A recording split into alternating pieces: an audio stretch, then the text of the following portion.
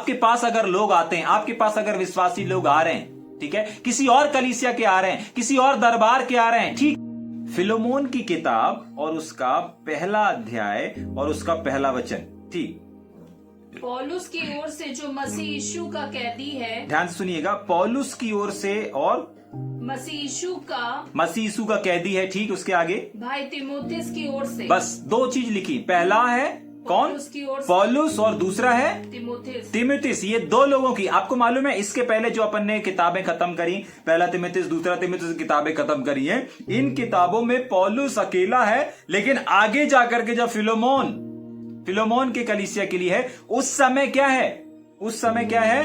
तीमुथियुस साथ में है। अगर आपको याद होगा कि अपन ने जब दूसरा तीमुथियुस की किताब को खत्म किया था और उसके आखिरी भाग में अंतिम अभिवादन में तीमुथियुस के लिए आने के लिए बार चौथे अध्याय में 3 से 4 बार अगर आप अध्ययन करेंगे तो 3 से 4 बार पौलुस ने तीमुथियुस को अपने पास आने के लिए मेरे पास ये नहीं है, मेरे पास लूका नहीं है, मेरे पास ये नहीं है, सबने छोड़ दिया, तमाम चीजें वो बता के तीमुथियुस को क्या कर रहा है, उससे मिलने के लिए वो तमाम चीजों को लेकर के आ रहा है। और अभी फिलोमोन की कलीसिया में हम इस बात को देख सकते हैं कि यहां पर वापस फिर वही है।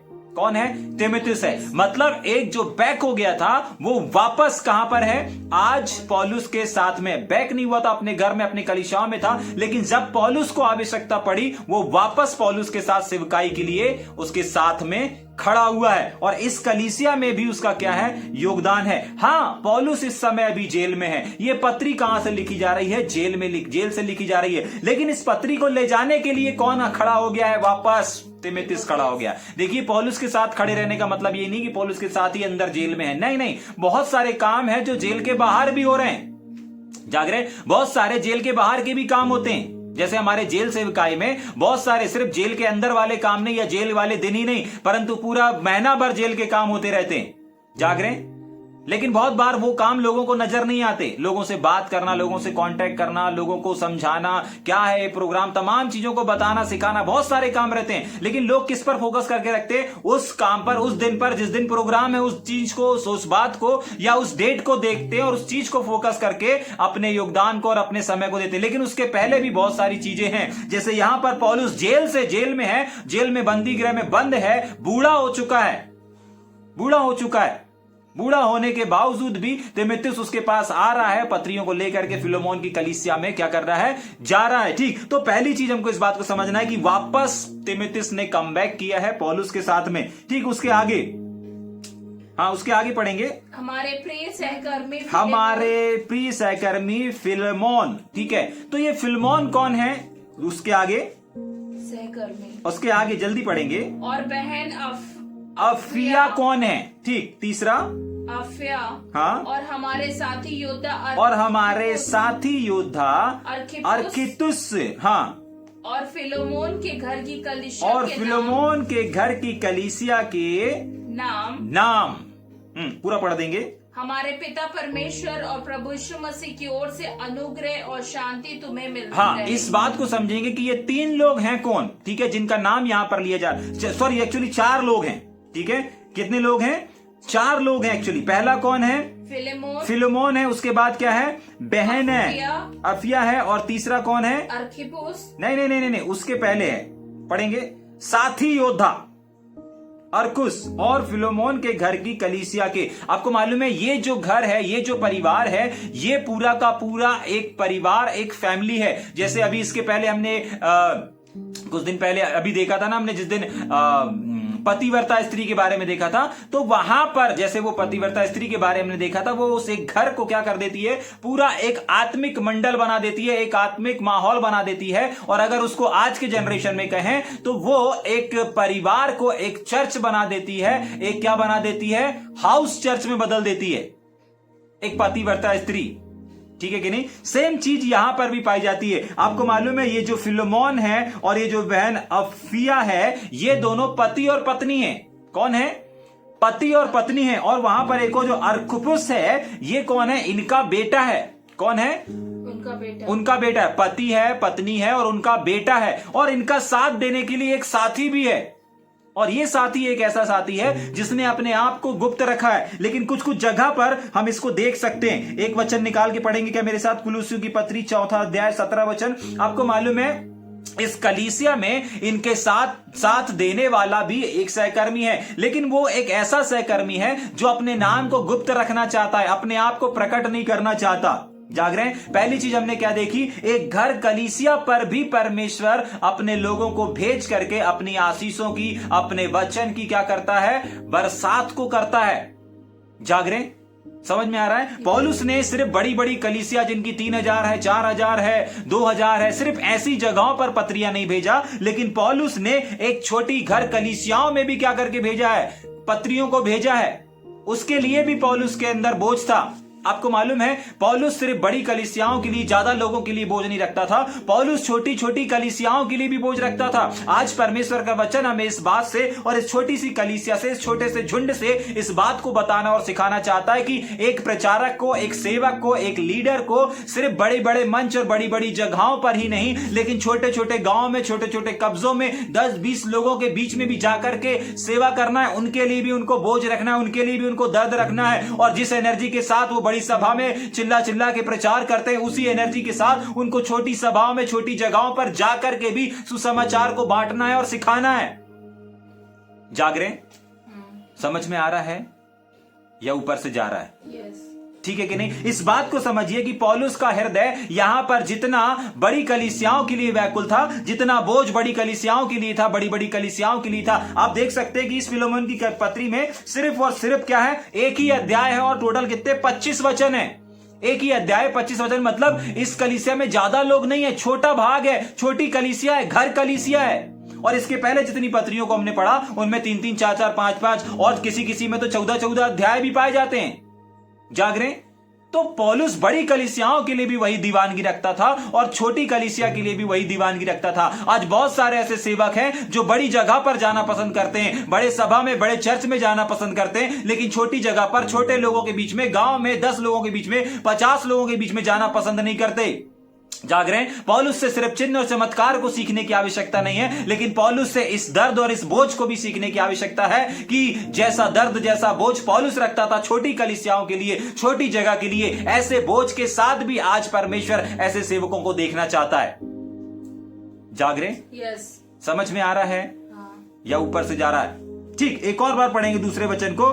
और बहन अफिया, पहला है फिलोमोन, दूसरा है बहन। तो हमने इन तीनों चीजों को देखा कि ये तीनों व्यक्ति एक्चुअली कौन है? ये तीनों के तीनों व्यक्ति एक परिवार है, पति है, पत्नी है और उनके बच्चे हैं। उस वचन को पढ़ेंगे जल्दी से। एक और व्यक्ति कौन है? कुलुस्सियों 4:17 जल्दी।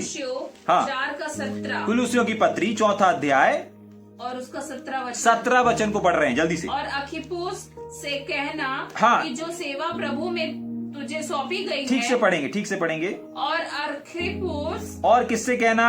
अर्खिपुस किससे कहना?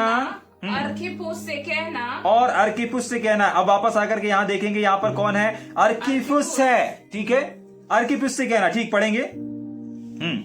अर्किपुस से कहना कि जो सेवा प्रभु में तुझे सौंपी गई है, हाँ, उसे सावधानी के उसको साथ कैसे करना? सावधानी के साथ में पूरी करना। मतलब एक छोटी सेवकाई के लिए भी इस बात को समझिए, एक छोटे झुंड के लिए भी परमेश्वर दर्द रखता है, बोझ को रखता है।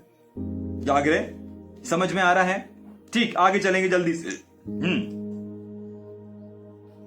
हमारे पिता परमेश्वर और प्रभु यीशु मसीह की ओर से अनुग्रह और शांति तुम्हें मिलती रहे। इस बात को समझिए, पौलुस लगभग 56 साल का है। यहां पर पौलुस की अगर उम्र निकालेंगे, अगर आप अध्ययन करेंगे, तो यहां पर पौलुस की उम्र लगभग 56 साल, लगभग नहीं, एक्चुअली उसकी उम्र 56 ही साल है। यहां पर इस समय पौलुस की जो उम्र है वो 56 साल का बूढ़ा हो चुका है।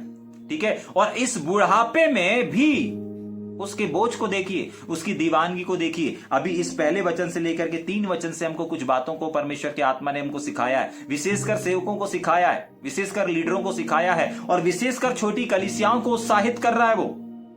हाँ, बहुत बार हमारा छोटा सा झुंड है, बहुत बार हमारी छोटी सी कलीसिया है, इस बात को लेकर के लोग निराश हो जाते हैं। बिल्कुल चिंता ना करें, परमेश्वर जैसे यहां पर पौलुस को तैयार कर रहा है और तीमुथियुस जैसे लोगों को भेज रहा है। जाग रहे हैं? उन कलीसियाओं में परमेश्वर आपके छोटे झुंड में भी लोगों को भेजेगा, परमेश्वर के सेवकों को भेजेगा। क्यों? क्योंकि कलीसिया आपका नहीं है, चाहे छोटा हो चाहे बड़ा हो, वो कलीसिया परमेश्वर की है। आप देख पा रहे हैं पौलुस की दीवानगी को? एक ही अध्याय है, कोई ज्यादा गड़बड़ी नहीं है, कोई ज्यादा कुछ नहीं है, जो ज्यादा लोग नहीं है यहाँ पर। लेकिन उसके बाद भी क्या है? घर कलीसिया, घर में कितने लोग आते हैं? अब महल तो लिखा नहीं है कि बहुत महल में बहुत बड़ा हॉल होगा और बहुत सारे लोग आते होंगे, नहीं, ऐसा कुछ नहीं है। घर कलीसिया का मतलब है क्या है? घर कलीसिया का मतलब कितना बड़ा हॉल होगा? 20 बाई 30 का होगा, 40 बाई 50 का होगा, बस, इससे ज्यादा नहीं होगा। जाग रहे हैं? हाँ, तो एक घर कलीसिया को लिए परमेश्वर इतने बोझ को रखता है। तो जितने लोग छोटे जगह पर, छोटे स्तर पर काम कर रहे हैं, आज उन लोगों को इस वचन से परमेश्वर का आत्मा उत्साहित करना चाहता है कि आपको डरने, घबराने की और फिक्र करने की आवश्यकता नहीं है, क्योंकि परमेश्वर का वचन कहता है हर एक छोटे से छोटा 1000 हो जाएगा, और हर एक छोटे छोटे से लोगों के ऊपर भी परमेश्वर अपनी दृष्टि को बनाए रखा हुआ है। हो सकता है आपको कोई देख नहीं रहा, हो सकता है आप सोशल मीडिया पे नहीं होंगे, लेकिन परमेश्वर के सोशल मीडिया पे आप हैं, परमेश्वर की दृष्टि में आप हैं, परमेश्वर आपको देख रहा है, परमेश्वर आपको सुन रहा है, परमेश्वर आपकी प्रार्थनाओं का उत्तर दे रहा है। और दूसरी चीज, सेवकों के लिए जो परमेश्वर ने हमको यहाँ पर एक वचन से तीसरे वचन में सिखाया कि आपको कभी नहीं देखना है कि उस चर्च में कितने लोग हैं, वहां के लोग कितने हैं, वहां पर कितने लोग आने वाले हैं, आपकी मीटिंग में कितने लोग बैठेंगे, इन तमाम चीजों के ऊपर ध्यान नहीं देना है। आपको ध्यान देना है कि वहां पर किस चीज की आवश्यकता है। परमेश्वर आवश्यकता के अनुसार आप मेरे मुख से वहां से लोगों से बोले और बातचीत करने पाए। जाग रहे हैं? समझ में आ रहा है? ठीक, आगे चलेंगे। फिलेमोन का प्रेम और विश्वास। फिलेमोन का प्रेम और विश्वास। जाग रहे हैं? हाँ, पढ़ेंगे। मैं सदा परमेश्वर का धन्यवाद करता हूँ। पौलुस इस बात को अपनी पत्री में लिखता है कि देखो, मैं सदा परमेश्वर का धन्यवाद करता हूँ और अपनी प्रार्थनाओं में तुझे याद करता हूँ। आगे, क्योंकि मैं तेरे उस प्रेम और विश्वास की चर्चा सुनता हूँ। मैंने तेरे प्यार की और तेरे विश्वास की क्या करी है? चर्चा को सुना है। ठीक, आगे, जो सब पवित्र लोगों के साथ, जो सब पवित्र लोगों के साथ और प्रभु यीशु मसीह पर है, जो प्रभु यीशु मसीह पर है। ठीक है, इसका मतलब यहाँ पर जो फिलोमोन है और इस फिलोमोन का जो लीडर है, यहाँ के अगुवे, ये जो कलीसिया है, ये सबके साथ प्यार को बांटने वाली कलीसिया है। ठीक है कि नहीं? पौलुस कह रहा है मैंने तेरी चर्चा को सुना है, तेरे प्यार की चर्चा को सुना है, तुम्हारे यहाँ जो विश्वास है, जिस विश्वास के साथ तुम काम कर रहे हो, उस विश्वास की चर्चा भी मैंने बाहर सुना है। ठीक है, लेकिन आगे, मैं प्रार्थना करता हूं कि विश्वास में तेरा सहभागी होना तुम्हारी सारी भलाई की पहचान में मसीह के लिए प्रभावशाली हो, क्योंकि हे भाई, मुझे तेरे प्रेम से बहुत आनंद और शांति मिलती है, इसीलिए कि तेरे द्वारा पवित्र लोगों के मन हरे भरे हो गए हैं। आप समझ पा रहे हैं? बहुत बार हमको नहीं पता रहता, लेकिन हमारी चर्चाएं बाहर होती रहती हैं। बहुत बार आप नहीं बाहर जा पा रहे हैं, लेकिन आपकी चर्चा, आपके संदेश बाहर जा रहे हैं, लोगों तक पहुंच रहे हैं। जाग रहे हैं? आपको नहीं मालूम आपके बारे में लोग क्या बात कर रहे हैं, आपको नहीं मालूम कि लोग आपके बारे में कितनी प्रशंसा कर रहे हैं, कितनी बड़ाई कर रहे हैं। समझ पा रहे हैं इस बात को? परमेश्वर का वचन कहता है लोगों के हृदय हरे भरे हो रहे हैं। जाग रहे हैं? लोग उत्साह को पा रहे हैं, लोग बल को प्राप्त कर रहे हैं। किसकी सेवकाई से? इस छोटे से घर कलीसिया की सेवकाई से। जाग रहे हैं? कौन सी सेवकाई से? इस छोटी सी घर कलीसिया की सेवकाई से। ठीक, आगे पढ़ेंगे जल्दी से।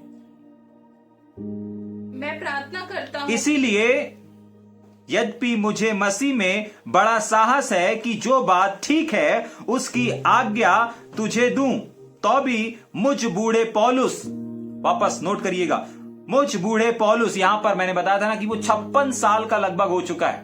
ठीक है, 56 साल उसकी उम्र हो गई, और 56 साल की उम्र में वो क्या कर रहा है? अपने आप को बूढ़े के नाम से संबोधित कर रहा है और कह रहा है कि मुझ बूढ़े पौलुस, जो अभी भी मसीह के लिए क्या है? कैद हूं, यह भला जान पड़ा कि प्रेम से विनती करूं। आपको मालूम है पौलुस यहां पर अथॉरिटी के साथ बात कर सकता था। क्या कर सकता था? अथॉरिटी के साथ बात कर सकता था। क्यों बात कर सकता था? अथॉरिटी के साथ सिखा सकता था, जैसे उसने तीमुथियुस को सिखाया, जैसे उसने तीतुस को सिखाया, जैसे उसने थिस्सलुनीकी की कलीसिया को सिखाया, जैसे उसने कुरिन्थियों की कलीसिया को सिखाया। लेकिन जितनी डांट फटकार उसने बड़ी बड़ी कलीसियाओं को लगाया, लेकिन जब बात आई इस छोटी सी कलीसिया की, तो उसने इनसे विनती किया, इनसे निवेदन किया। जाग रहे? समझ पा रहे हैं ऐसा क्यों किया पौलुस ने? जाग रहे? बहुत बार लोग छोटी कलीसियाओं को बहुत हल्के में लेते हैं, छोटे झुंड को बहुत हल्के में लेते हैं, लेकिन परमेश्वर का वचन आज की सुबह हमसे इस बात को बोल रहा है कि ए छोटे झुंड मत डर, क्योंकि मैं तेरे साथ हूं। आपको मालूम है यहां पर इस छोटी सी कलीसिया में परमेश्वर के एक बड़े ग्रेस को हम देख पा रहे हैं। पौलुस अधिकार के साथ बात कर सकता था, अथॉरिटी के साथ बात कर सकता था। पौलुस काय के लिए, किस चीज के लिए विनती कर रहा है? जाग रहे हैं? अभी हमने भूमिका में इस बात को पढ़ा कि फिलोमोन के कलीसिया से एक व्यक्ति क्या हो गया था? भाग गया था। क्या कर लिया था? भाग गया था। और भाग करके पौलुस को मिला जेल के अंदर। हाँ, पढ़ेंगे उसको, आगे पढ़ेंगे। विनती करूं, हाँ विनती करूं कि आगे पढ़ेंगे। मैं अपने बच्चे उनेसिमुस के लिए जो मुझसे मेरी कैद में जन्मा है तुझसे विनती करता हूं। पौलुस उसी के एक भागे हुए सेवक से, उसी के एक भागे हुए दास के लिए उससे विनती कर रहा है। आपको मालूम है, जब ये भागा था ना इन लोगों को छोड़ करके, कलीसिया में गड़बड़ी नहीं थी। कलीसिया में सब कुछ अच्छा था। क्यों अच्छा था? कलीसिया अच्छी थी कैसे बोल सकते हैं हम? कलीसिया के लीडर अच्छे, कलीसिया का पूरा परिवार छोटी सी कलीसिया को चला रहा है, सब कुछ अच्छा है। जाग रहे हैं? लेकिन यहां पर गड़बड़ कौन है मालूम है? गड़बड़ वो व्यक्ति है जो भाग गया था। जाग रहे हैं? बहुत बार लोग कलीसिया गड़बड़ रहती इसलिए भाग जाते, लेकिन यहां पर व्यक्ति भी गड़बड़ होता है तब भी लोग भाग जाते हैं। जाग रहे हैं? लेकिन परमेश्वर के ऊपर उसकी नजर थी और परमेश्वर के सेवक पौलुस से वो मिल जाता है, टकरा जाता है और उसके साथ रहते क्या लिखा है उसके आगे पढ़ेंगे। वह तो पहले तेरे कुछ काम का ना था। पहले तेरे कुछ काम का नहीं था, इसका मतलब भाग गया था ना। क्या कर दिया था? भाग गया था। अभी हमने भूमिका में पढ़ा कि उसकी कलीसिया से क्या हो गया था? ये व्यक्ति जो था वो भाग गया था। और बाइबल बताती है उसने भी कोई प्रयास नहीं किया। किसने? इन लोगों की, इस घर कलीसिया ने भी कोई प्रयास नहीं किया उसको ढूंढने का, कोई चीज नहीं किया। क्यों नहीं किया? क्योंकि वो किसी काम का नहीं था। जाग रहे हैं? उन लोगों ने उसके ऊपर काम नहीं किया।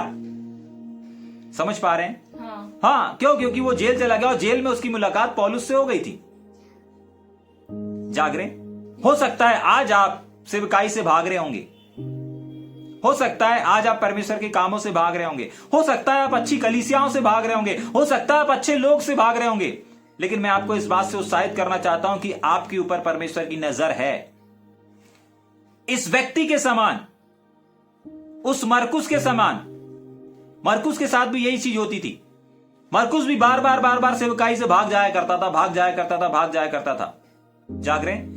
लेकिन उसके बाद भी परमेश्वर ने इनको चुना था, उसके बाद भी परमेश्वर की नजर इनके ऊपर थी।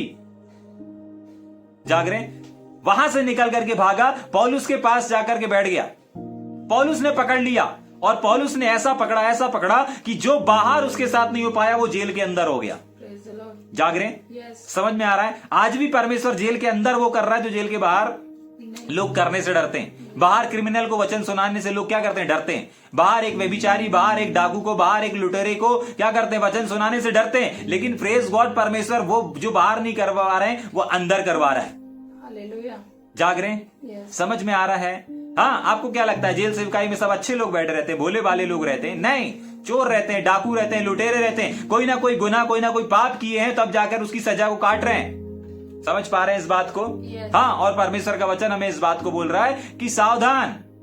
ठीक, क्या कर रहा है पौलुस यहां पर? देख, पहले वो तेरे कुछ काम का नहीं था, ठीक है? तो जो लोग भाग रहे हैं वो लोग सावधान। आप एक जगह से भाग करके कहां जाएंगे?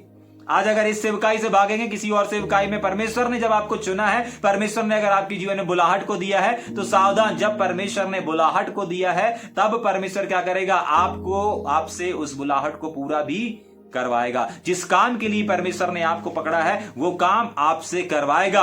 आपको याद होगा योना नबी, जाग रहे हैं? योना नबी को बोला था कि जा निनवे को जाकर के सुसंदेश सुना। उसने बोला क्या संदेश सुनाना, वो कहीं और चला गया। जाग रहे हैं? लेकिन परमेश्वर ने उसको जिस काम के लिए बुलाया था, परमेश्वर ने उसके जीवन में जिस योजना को रखा था, उस योजना को परमेश्वर ने पूरा करवाया। कहीं समुद्र में उसका जहाज टूट गया, कहीं मछली ने उसको निगल लिया और ले जा करके पटका भी तो सही लोकेशन पर पटका। जाग रहे हैं? वो आंख खोला तो अरे वो तो पहुंच गया वापस वहीं पे। जाग रहे हैं? फिर बोला ठीक है प्रभु, जो जिस काम के लिए तुमने बोला उसी काम को करता हूं। जाग रहे हैं? तो बहुत बार हम अपनी बुलाहट से भाग जाते हैं, बहुत बार हम अपनी सेवकाई से भाग जाते हैं, बहुत बार हम परमेश्वर के कामों से भाग जाते हैं। तो हिमेनिस का जीवन और मरकुस का जीवन जो कि हमने बीते दिनों में देखा था, इन दोनों का जीवन हमारे पास एक एग्जाम्पल है, एक उदाहरण है कि अगर हम अपनी बुलाहट से भागते हैं, हम कुछ समय भाग सकते हैं, लेकिन जब परमेश्वर ने आपको जिस काम के लिए बुलाया, जिस उद्देश्य के लिए बुलाया है, परमेश्वर उस काम को आपसे करवा के ही रहेगा। जाग रहे हैं। हिमेनिस के जीवन में परमेश्वर ने एक बुलाहट को दिया था। हिमेनिस के जीवन में परमेश्वर की एक योजना थी। जाग रहे हैं। और हिमेनिस क्या कर रहा था? उस योजना से भाग रहा था। मरकुस के जीवन में भी परमेश्वर की एक बड़ी योजना थी, लेकिन मरकुस भी क्या कर रहा था? उस सेवकाई से भाग रहा था। जाग रहे हैं। उस सेवकाई से भाग रहा था, लेकिन दोनों को कोई ना कोई ने पकड़ लिया। परमेश्वर ने किसी ना किसी के द्वारा पकड़ा और अपने कामों को करवाया। जाग रहे हैं। याद रखिए, जब परमेश्वर काम करवाना चाहे तो कौन रोक सकता है? और रोकना तो छोड़िए, परमेश्वर जब काम करवाना चाहता है, परमेश्वर जब अपने मकसद को पूरा कराना चाहता है, तो आप कितना भागेंगे? जाग रहे हैं। क्या हुआ? ये भाग तो गया वहां से, लेकिन पौलुस के पास फंस गया। और पौलुस के पास जब आया तो पौलुस के साथ जब वो संगति किया, और पौलुस के बाद संगति करने के बाद क्या हुआ? ये पूरा का पूरा जो कि एक निकम्मा था, जो किसी काम का नहीं था, लेकिन आज क्या बन गया? आज उपयोगी पात्र बन गया। मरकुस के लिए क्या घोषणा की गई? मरकुस के लिए क्या बोला गया? हिमेनिस के लिए क्या बोला जा रहा है? जाग रहे। पढ़ेंगे क्या उस वचन को भी?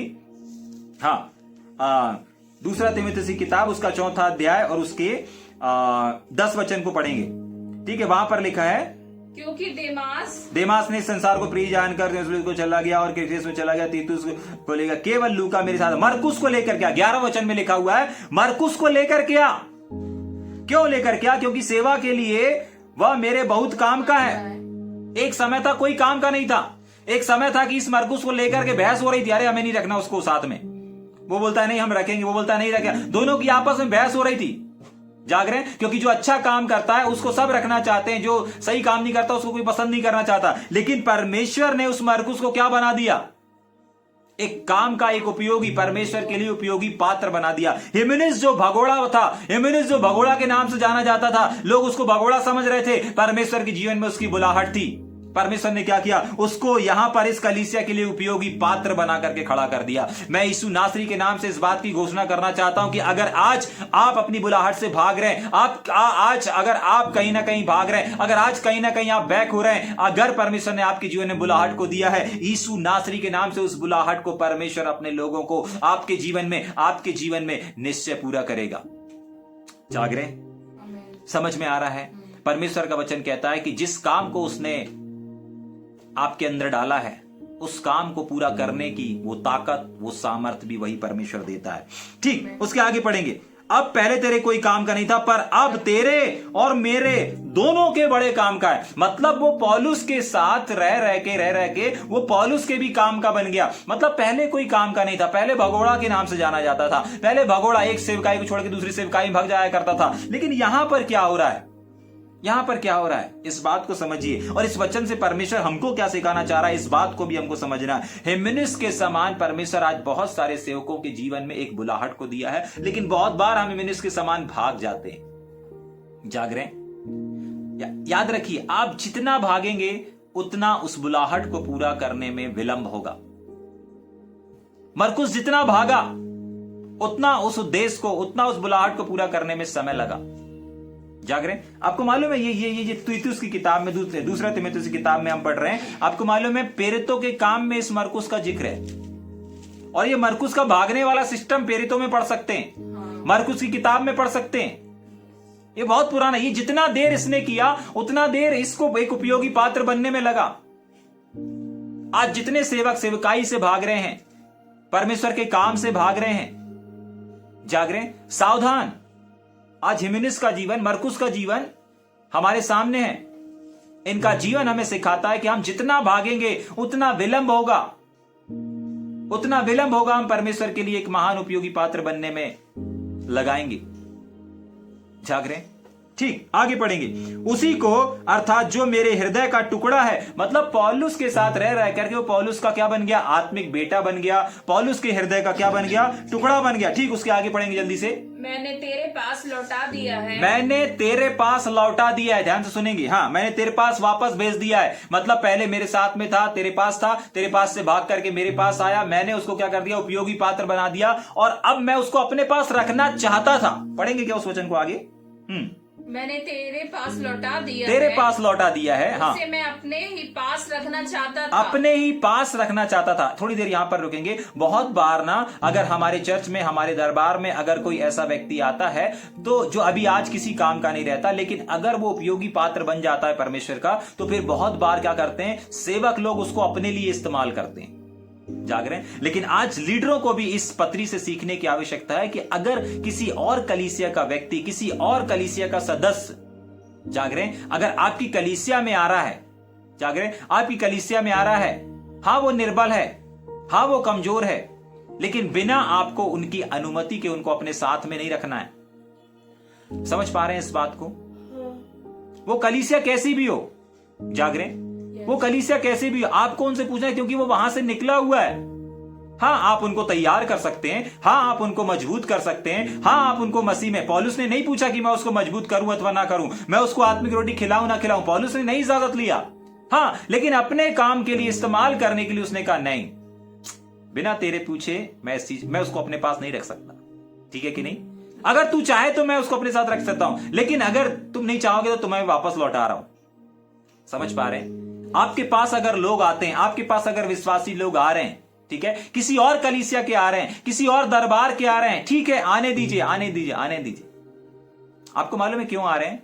क्योंकि उनको वहां पर रोटी नहीं मिल रही है। क्यों? क्योंकि उनको वहां पर भोजन नहीं मिल रहा है। बहुत बार ऐसा होता है, और बहुत बार ऐसा भी होता है कि वो अच्छी चीज को, अच्छे भोजन को छोड़ करके आते हैं। बहुत बार लोगों को अच्छे खाने को नहीं मिलता, अच्छे वचन को नहीं मिलता, इसलिए वो एक जगह से दूसरे स्थान पर जाते हैं। जाग रहे हैं? और बहुत बार ऐसा भी होता है कि वो लोग किस चीज के लिए भागते हैं कि वो परमेश्वर के कामों से, परमेश्वर की सेवकाई से, इस चीज से भी दूर भागते हैं और एक जगह से दूसरी जगह पर चले जाते हैं।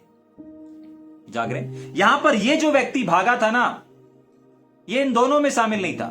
ना ये सेवकाई से भागा, ना ये कलीसिया गलत थी इसलिए भागा, ना वचन की कमी थी इसलिए भागा। लेकिन ये भागा क्यों, अभी आगे आपको पता चलेगा ये भागा क्यों। एक्चुअली मालूम, पढ़ देंगे उस वचन को, इसी के आगे लिखा हुआ है, खाराबा खट्टा नमा सुकुतु ब्रुगुदु। हाँ, 19 वचन को पढ़ेंगे, इसी का 19 पढ़ेंगे, फिर वापस हम। पौलुस अपने हाथ से लिखता हूँ, मैं पौलुस अपने हाथ से लिखता हूँ, मैं आप भर दूंगा। हाँ नहीं, 18 से पढ़ देंगे, समझ में आएगा। यदि उसने तेरी कुछ हानि की, यदि हिमेनिस ने तेरी कुछ हानि, तेरे से कुछ छीन करके भागा है, तेरा कुछ लूट करके भागा है, ठीक, या उस पर तेरा कुछ आता अगर है, तेरा कुछ आता है उस पर, हिमेनिस पर ना, अब वो मेरा आत्मिक बेटा बन चुका है, अब उसका काम, उसकी जिम्मेदारी मेरी है, मैं तेरे पास भेज रहा हूं। लेकिन अगर तेरा उसने कुछ चुरा करके भेजा हो, तेरा उसने तेरे कलीसिया से कुछ छीन करके भागा हो, तो मुझको बता, मेरे नाम पे लिख ले, मैं जैसे ही आऊंगा ना, क्या करूंगा, उस तेरे पहले कर्ज को पटाऊंगा। लेकिन उसको तू स्वीकार कर। जाग रहे? पहले तेरे काम का नहीं था, अब काम का है। तेरे तो छोड़, मेरे भी काम का बंदा बन गया, लेकिन मैं अपने पास रखना चाहता था, नहीं रख रहा हूं। जाग रहे? परमेश्वर का वचन इजाजत नहीं दे रहा है। ठीक है कि नहीं? समझ में आ रहा है? ठीक, वापस पढ़ेंगे 13 वचन को। अपने पास रखना चाहा, पर वो तेरी ओर से कि वह तेरी ओर से इस कैद में जो सुसमाचार के कारण है मेरी सेवा करे। मतलब वो अपनी कैद में उसको सेवकाई के लिए रखना चाहता था, लेकिन उसमें क्या हुआ? 14 वचन पे, पर मैंने तेरी इच्छा के बिना कुछ भी करना ना चाहा। ठीक है कि नहीं? उसको अपना बनाना नहीं चाहा। हाँ, आज लोग अगर हमारे पास आते हैं, कैसे भी आ रहे हों, जाग रहे, कहीं से भाग करके आ रहे हों, कैसे भी आ रहे हों, हमको उनको बताना है, हमको उनको सिखाना है, लेकिन उनको अपने पास अपने कामों के लिए इस्तेमाल नहीं करना है। और करना भी है तो एक बार उनसे बता करके, जिस चीज से, जिस जड़ से वो जुड़े हैं, उस जड़ को, उस चर्च को, उस दरबार को बता देना है कि नहीं, देखिए आपके लोग हमारे पास आ रहे हैं, क्या हम उनको अपने पास रख सकते हैं? जाग रहे? समझ में आ रहा है? हाँ, अगर नहीं है तो पौलुस ने जैसा किया, ठीक है भाई, आप उनको बताइए, सिखाइए, समझाइए, और उसके बाद बोलिए कि अब आप तैयार हो गए, अब आपके अंदर बोझ आ गया, ठीक है, अब आप क्या करिए। समस्या यह है कि लोग परमेश्वर के लिए तैयार नहीं करते ना। आज समस्या यही है, आज लोग अपने लिए तैयार कर देते हैं। जाग रहे? अगर एक व्यक्ति को सिखाएंगे, आपको मालूम है हिमेनिस को, ये जो उनिमिस है, इसको पौलुस ने जो सिखाया, समझाया ना, इसने परमेश्वर और परमेश्वर के राज्य और परमेश्वर के कामों के बारे में सिखाया और समझाया। इसके अंदर जो बोझ डाला ना, पौलुस ने अपना बोझ नहीं डाला। जाग रहे? पौलुस ने अपना बोझ नहीं डाला कि मुझे पेरिताई सेवकाई करनी है तो मैं तुम्हारे अंदर भी पेरिताई अभिषेक को डालता हूं, तुम्हारे को भी मेरे साथ में, मेरे जाने के बाद इस काम को करना है। नहीं, ऐसा कुछ नहीं किया उसने। उसको उसकी बुलाहट में, वो कलीसिया से, जिस कलीसिया से भागा, उसको वहां के लिए तैयार किया। अगर लोग आज आपके पास आ रहे हैं, अगर लोग आपसे सीखना चाह रहे हैं, तो आपको क्या करना है? लोगों को वो जहां से, जिस जड़ से जुड़े हैं, उस जड़ के लिए क्या करना है? तैयार करना है, ताकि वहां पर गड़बड़ी है, वहां पर जो चीज है वहां पर वो इस्तेमाल किए जाएं। समझ पा रहे हैं? आज समस्या यह है कि लोग परमेश्वर से ना जोड़ करके लोग खुद से जोड़ लेते हैं। ये सेवकाई नहीं है कि जो लोग आपके पास आ रहे हैं आप उनको खुद से जोड़ लें। आज सेवकाई ये है परमेश्वर के चश्मे से कि आपके पास जो लोग आ रहे हैं उन लोगों को परमेश्वर से जोड़ देना। जाग रहे हैं? जो लोग परमेश्वर आपको दे रहा है वो इसलिए नहीं कि वो आपसे जुड़ते चले जाएं और आप उन्हें अपने कामों के लिए इस्तेमाल करते जाएं। नहीं, परमेश्वर आज लोगों को आपको इसलिए दे रहा है ताकि आप उनको परमेश्वर से जोड़ दें। और पौलुस ने यह करके दिखाया। पौलुस ने हिमेनेस, जो कि दूसरी कलीसिया फिलोमोन की कलीसिया का बंदा था, वहां से भागा हुआ व्यक्ति था, उसके लिए क्या किया? उसके जीवन में जो परमेश्वर के वचन को डाला, परमेश्वर के बोझ को डाला, सेवकाई का बोझ डाला, और वो सेवकाई का बोझ पौलुस अपने साथ के लिए, अपने लिए नहीं जोड़ दिया।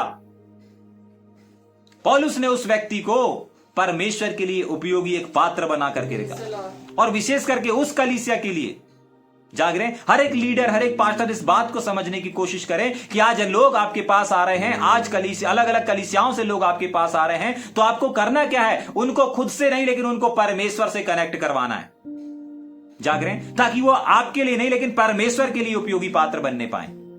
आज जवान लोग आपके पास आते हैं, आज बहन लोग आपके पास आती हैं, बहुत सारे लोग आपके पास आते हैं, लेकिन बहुत बार समस्या क्या होती है कि कलीसिया के लोग, कलीसिया के जो अगुवे लीडर्स रहते हैं, वो अपने खुद से जोड़ लेते हैं। जाग रहे हैं? और तभी के लिए जब लोग से आपसे जुड़े रहते हैं ना, तो जब आपके साथ थोड़ी सी खटर पटर होगी ना, तो वो आपसे अलग हो जाएंगे। क्या हो जाएंगे? आपसे अलग अलग हो जाएंगे। क्यों? क्योंकि वो परमेश्वर से नहीं जुड़े थे, आपसे जुड़े थे। अगर वो आपसे जुड़े रहते, अगर वो परमेश्वर से जुड़े रहते, आपसे कुछ भी खटर पटर हो गया, आपके भवन को नहीं छोड़ते। जाग रहे हैं? हाँ, जरा सी बात पास्टर से हो जाती है, आज लोग क्यों छोड़ देते हैं? किससे जुड़े हुए हैं? जाग रहे हैं? किससे जुड़े हुए? पास्टर से जुड़े हुए हैं। समझ में आ रहा है? पौलुस ने एक बार बोला, हिमेनेस तुझे अपने वापस कलीसिया में जाना है, मैं पत्री लिख करके दे रहा हूं, तिमुथियुस लेकर के जा रहा है, जा, वहां पर इस्तेमाल होना है तुझे। जाग रहे हैं? हिमेनेस तैयार? जाग रहे हैं? परमेश्वर भी आपको वहां इस्तेमाल करना चाहता है। जाग रहे हैं? हाँ। आगे पढ़ेंगे कि जल्दी से? क्योंकि क्या जाने वह तुझसे कुछ दिन पर तक बिना कुछ करे ते ना करना चाहा, कृपया दबाव से नहीं पर आनंद से हो। मतलब पौलुस नहीं चाहता था कि मैं उसको अपने पास रखूं और बिना उसकी इच्छा से, वो चाहता था कि दबाव से कुछ ना हो। ठीक है, इसलिए पहले तू चले जा, अगर तुझको लगे तो तू उसको वापस मुझे सौंप सकता है। ठीक, 15 वचन को पढ़ेंगे। क्योंकि क्या जाने वह तुझसे कुछ दिन तक, क्या जाने कुछ दिन तक तो वो अलग रहा, कुछ दिन तक के लिए, हाँ, इसी कारण अलग हुआ कि सदैव तेरे निकट रहे। हाँ, कुछ दिन के लिए इसलिए अलग रहा ताकि सदा वो क्या रहे? तेरे निकट रहे। ठीक, आगे। परंतु अब से दास की तरह नहीं। हाँ, अब मैं तुझसे निवेदन कर रहा हूं। अपन इस बात को याद रखिए, विनती कर रहा है पौलुस, जिसने उसके कलीसिया के सेवक को एक विस्फोटक सेवक बना दिया। वो उससे आदेश नहीं दे रहा है, परंतु वो उससे विनती कर रहा है। जाग रहे हैं? बहुत बार बड़े लोग आदेश देते हैं, लेकिन बहुत बार बड़े लोगों को निवेदन भी करना है। ठीक, आगे समझेंगे।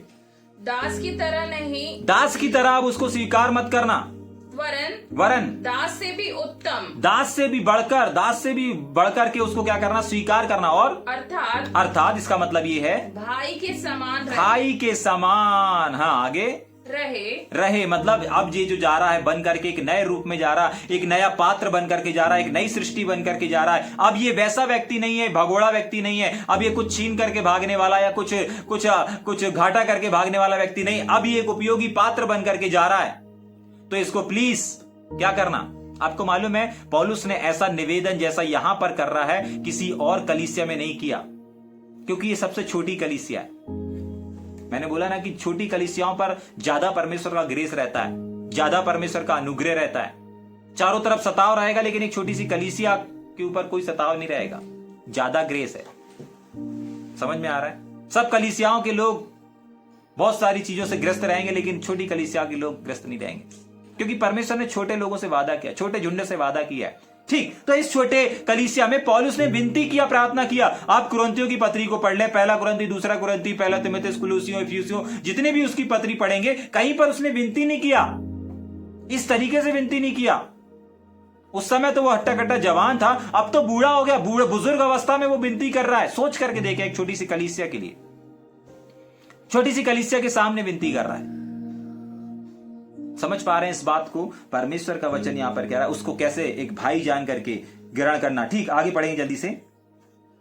जो मेरा तो विशेष प्रिय है, मेरा तो विशेष प्रिय है, मेरा हृदय का टुकड़ा है, ये सब अपन ने देख लिया। और उसके अब आगे शरीर में और प्रभु में भी, अब शरीर में भी और प्रभु में भी, हाँ, तेरा भी विशेष प्रिय हो, तेरा भी विशेष प्रिय होना चाहिए। ठीक है कि नहीं? हाँ, आगे। अतः यदि तू मुझे हाँ, अपना सहभागी समझता है तो यदि फिलोमोन से कह रहा है यदि तू मुझे अपना सहभागी समझता है तो उसे हाँ। इस प्रकार ग्रहण कर, इसी प्रकार ग्रहण करना है। ठीक जैसा है, मुझे, जैसा मुझे। ये चीज उन लोगों के लिए भी है। अगर आपका कोई विश्वासी वापस लौट करके आता है, अगर एक ऐसा व्यक्ति जो किसी कारणवश, कारण कोई भी हो सकता है, लेकिन अगर वो एक उपयोगी पात्र बन करके लौट करके वापस आता है, तो आपको और हमको इस बात को ध्यान रखना है कि आपको और हमको स्वीकार कैसे करना है।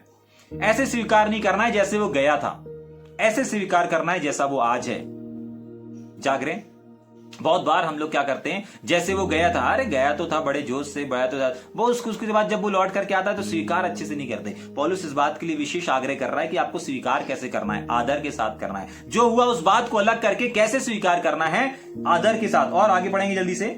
यदि उसने तेरी कुछ हानि की है, हाँ, यदि उसने कोई तेरी हानि करके गया है, कुछ लूट करके गया है, कुछ छीन करके गया है, कुछ धोखा दे करके गया है, तो सुन, हाँ, मैं उसका आत्मिक पिता हूं और वो मेरे नाम पे क्या कर ले, या उस पर तेरा कुछ आता है तो कुछ कर्जा अर्जा है क्या, कर्जा अर्जा दिया था तुमने, पैसा ऐसा दिया था, वो सब लेना है क्या? हाँ, बताओ जल्दी मेरे को। तो मेरे नाम पर लिख ले, मेरे नाम पर लिख ले।